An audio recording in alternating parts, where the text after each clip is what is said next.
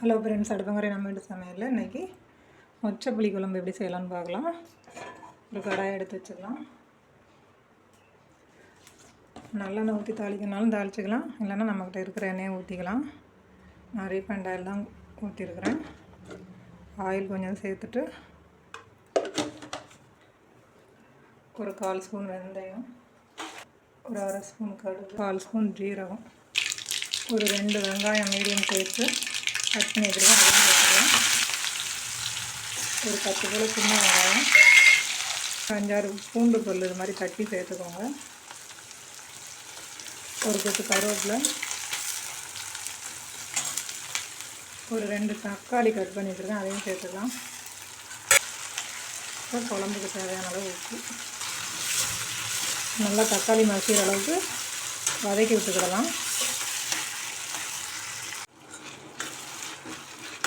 இப்போ பாருங்கள், தக்காளி வந்து நல்லா வதங்கிடுச்சு. நம்ம இப்போ மசாலா சேர்த்துக்கலாம். கொஞ்சமாக மஞ்சள்தூள்,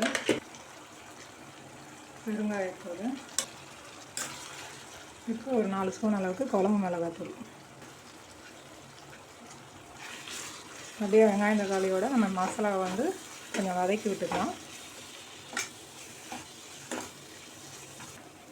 ஒரு சின்ன எலுமிச்சம் சைஸு புளி கரைச்சி வச்சுருக்கேன், அதை சேர்த்துக்கிறேன்.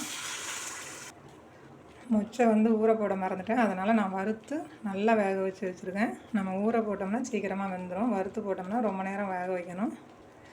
அதனால் ஊற போட்டுக்கலாம். அப்படி இல்லைனா வறுத்து போட்டு கொஞ்சம் அதிக நேரம் வேக வச்சுக்கலாம். வறுத்து போட்டால் கொஞ்சம் மணமாக இருக்கும். கத்திரிக்காய் முருங்கைக்காய் போட்டு வைக்கலாம். நான் இன்றைக்கி உருளைக்கிழங்கு மட்டும் தான் போட்டு வைக்கிறேன். இப்போ உருளைக்கிழங்கு மொச்சையோட வேக வச்சுருந்தேன், அதையும் சேர்த்துக்கலாம். நான் தேங்காய் பாலாக தான் எடுத்து வச்சுருக்கேன், அதையும் சேர்த்துக்கிறேன். நம்மளுக்கு எவ்வளோ திக்னஸ் தேவையோ அந்தளவுக்கு நம்ம தண்ணி ஊற்றி கலந்துக்கலாம். எப்படியும் உருளைக்கிழங்குலாம் போட்டிருக்கிறதுனால குழம்பு வந்து கொஞ்சம் கட்டி ஆகிடும். இப்போ இந்த ஸ்டேஜில் உப்பெல்லாம் செக் பண்ணிவிட்டு நம்ம கொதிக்க விடலாம். நம்மளோட மொச்சை புளி குழம்பு சூப்பராக ரெடி ஆகிடுச்சு. எண்ணெய்லாம் பிரிஞ்சு தலைன்னு நல்லா செம்ம டேஸ்ட்டாக இருக்கும். மொச்சை குழம்பு இதோட இன்றைக்கி சாப்பிட்றத விட நல்லா சுட வச்சு நாளைக்கு சாப்பிட்டோன்னா இன்னும் நல்லா டேஸ்ட்டாக இருக்கும். நீங்களும் இது மாதிரி செய்து பார்த்துட்டு எப்படி இருக்குன்னு கமெண்ட் பண்ணுங்கள், ஃப்ரெண்ட்ஸோடு ஷேர் பண்ணுங்கள். வீடியோ பிடிச்சிருந்தா லைக் பண்ணுங்கள், நம்ம சேனலுக்கு சப்ஸ்கிரைப் பண்ணுங்கள். அடுத்த நல்ல வீடியோவில் சந்திப்போம். நன்றி, வணக்கம்.